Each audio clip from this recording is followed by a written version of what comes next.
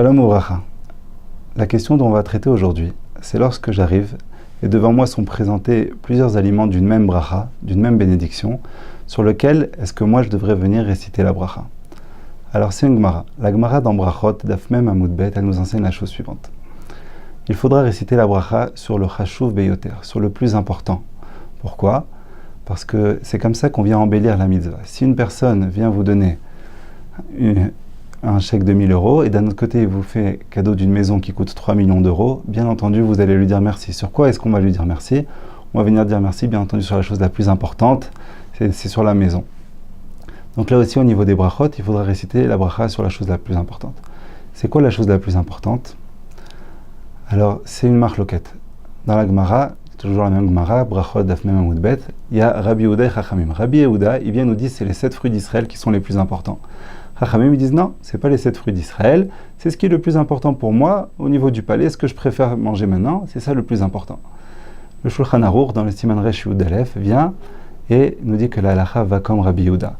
Et donc, c'est autorisé, et donc, on vient et on fait la bracha sur les 7 fruits d'Israël.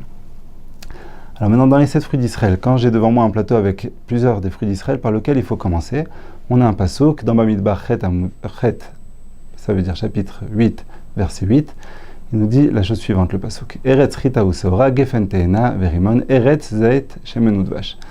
Et donc, on voit le Shulchan Aruch, il nous dit, il faut regarder où est-ce que le mot Eretz est placé dans le pasuk par rapport aux fruits, et donc on va savoir lequel vient en première position, deuxième position. 2 fois le mot Eretz est écrit, et d'après ça on sait. C'est pas toujours facile parce qu'on n'a pas toujours le pasuk face à soi, et même si on l'a, il faut commencer à faire des calculs. Donc il y a un moyen vraiment très sympathique de se rappeler de tout ça, c'est de regarder les noyaux. Quand vous regardez par exemple une olive, vous ouvrez à l'intérieur, vous avez un noyau. Donc c'est celui qui vient en première position. Si il y a une olive et donc des raisins devant vous, vous savez qu'il faudra d'abord commencer par l'olive puisqu'il a un noyau. Ensuite, deuxième position, c'est la date, puisque quand vous ouvrez une date, vous regardez à l'intérieur, il y a un noyau qui est fendu en deux. Donc deuxième position. Troisième position, c'est les raisins, puisqu'en général il y a 3 ou 4 pépins à l'intérieur. Ensuite viennent la figue, puisqu'il y a beaucoup plus de pépins. Et en dernière position, c'est la grenade qui est remplie. Donc encore une fois, si on a plusieurs de ces aliments qui sont posés devant nous et qu'on a envie d'en manger plusieurs d'entre eux, dans quel ordre il faudra savoir pour réciter la bracha en premier sur lequel de tous ces aliments? Alors maintenant on sait, il faut regarder d'après les noyaux. Et ensuite, une fois qu'on a fini d'après les 7 fruits d'Israël, alors il faut regarder dans le reste des aliments. Alors la règle qui vient après, c'est Shalem. Si jamais j'arrive devant une soirée d'un mariage, et devant moi je vois sur l'assiette, il y a une pita et une demi-baguette. Ce qui me donne le plus envie, c'est la demi-baguette.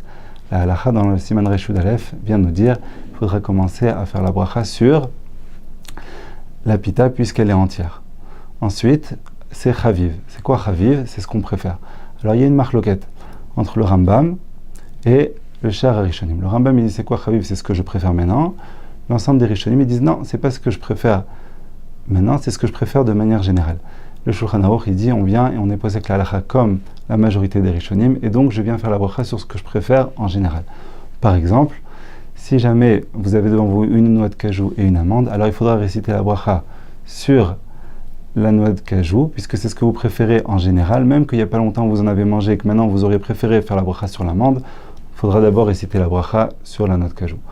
Ensuite, c'est naki. Si jamais vous avez 2 fruits devant vous, par exemple une pomme et une poire, et la pomme est un peu fatiguée, un peu abîmée, alors il faudra réciter sur celui qui est le plus propre d'entre eux. Et en dernière position, c'est gadol.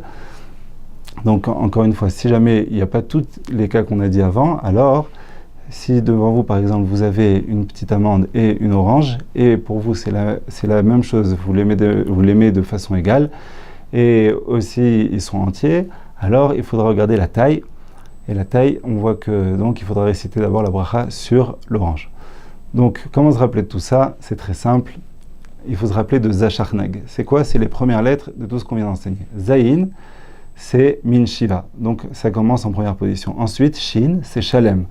On commence avec celui qui est entier. Après, Chaviv, c'est celui qu'on préfère, on a expliqué de manière générale. Ensuite, Nun, c'est Naki. Et Gimel, c'est Gadol.